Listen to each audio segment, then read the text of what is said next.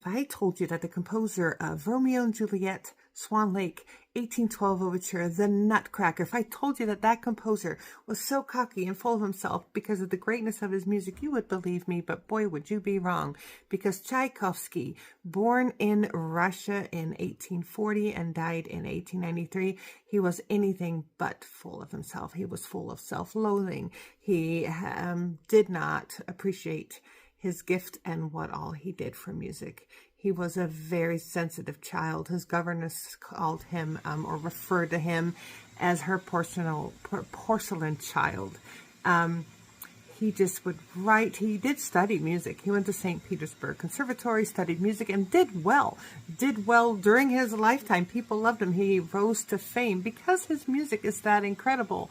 However, the more famous he became, the more people wanted to talk to him, the scarier that was for him. He did not do well. He really, really was his own worst critic. He talked about 1812 Overture, which we all love, and he called it very, very loud and noisy and without artistic merit.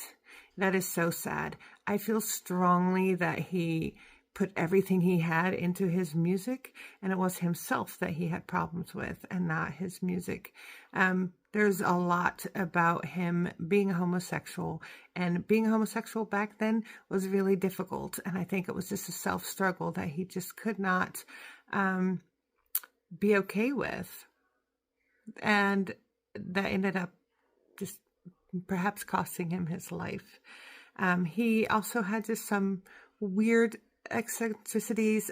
He would conduct holding his head with his left hand while conducting with his right hand, because he had a fear that his head would just fall off for some reason. He also self-medicated with alcohol. It was his way of coping, and gambling. He would make all this money composing and having this great music, and he would just gamble it all away. There's a lot of questions about how he died, and there's a lot of things that point to perhaps a cover-up. It looks like he might have very well ended his life on his own, by his own hands, just because life was such a struggle.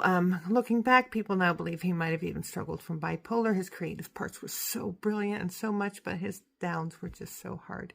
So when you listen to Swan Lake and when you listen to Nutcracker and you think, wow, that's amazing, just know that he didn't feel that way. And when you go out and think, wow, I might not be good enough, like, you probably are, because Tchaikovsky even felt he wasn't good enough.